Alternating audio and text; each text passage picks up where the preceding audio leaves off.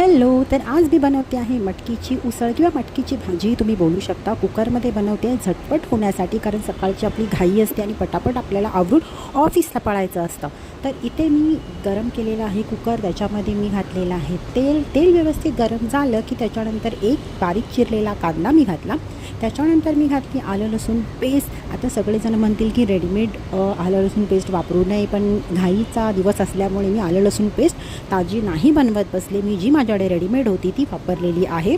तर त्या आलं लसूण पेस्ट मी घातलेली आहे. व्यवस्थित कांदा नरम होऊ दिला. कांदा नरम झाल्यानंतर त्यामध्ये मी घातलं आपलं मालवणी तिखट. जर इथे जेव्हा मला एकदम लाल भडक हवी असेल, तर्री करायची असेल, तर त्यावेळेला मी काश्मीरी लाल मसाला वापरते. आता सध्या मी मालवणी लाल मसालाच वापरलेला आहे. परतून घेतलेलं आहे इथे कांद्यामध्ये. आणि त्यानंतर जी मोड आलेली मटकी आहे ही मी बाहेरून विकत नाही आणलेली आहे, ही मी भिजवत घातलेली घरी आणि मग त्याचे मोड काढलेले आहे. तर ते मी कुकरमध्ये इथे मिक्स केले. व्यवस्थित मसाल्यामध्ये परतून घेतलं. जे कांदा मसाला मी जो बनवला होता त्याच्यामध्ये व्यवस्थित परतून घेतलं. त्याच्यानंतर ह्याच्यामध्ये मी घातलेलं आहे मालवणी वाटप. जे आपलं वाटण असतं, कांदा खोबरा लसूण भाजून आणि गरम मसाला घालून जे वाटण करतात ते वाटण मी ह्याच्यामध्ये परतून घातलेलं आहे. तुम्ही बघू शकता. या आपल्या मालवणी वाटणाची जी रेसिपी आहे ती आपल्या चॅनलवर ऑलरेडी मी अपलोड केलेली आहे. जर तुम्हाला पाहायची असेल तर तुम्ही जाऊन पाहू शकता.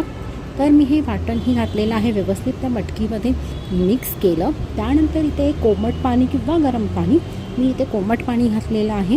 कोमट पाणी घालून त्यानंतर मी मीठ घातलेलं आहे आणि गॅस बंद केला आणि फक्त 2 शिट्ट्या दिल्या आहेत मी, कारण मटकी लगेच शिजते, त्याच्यामुळे जास्त शिट्ट्या द्यायची गरज नाही आहे. 2 शिट्ट्यांमध्ये व्यवस्थित मटकीची भाजी जी आहे ती तयार होते.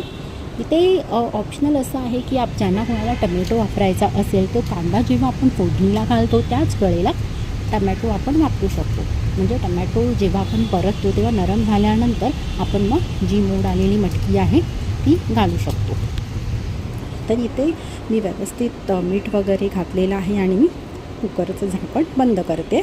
2 शिट्ट्या दिल्या आणि तुम्ही बघू शकता 2 शिट्ट्यानंतर आपली जी वाफाळ ती उसळ आहे ती कशी दिसते.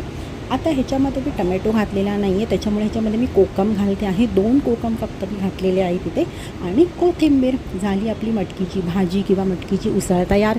ही भाकरी किंवा चपातीबरोबर अमेझिंग लागते. मुलांच्या डब्यातही तुम्ही देऊ शकता. खूप छान लागते मुलं.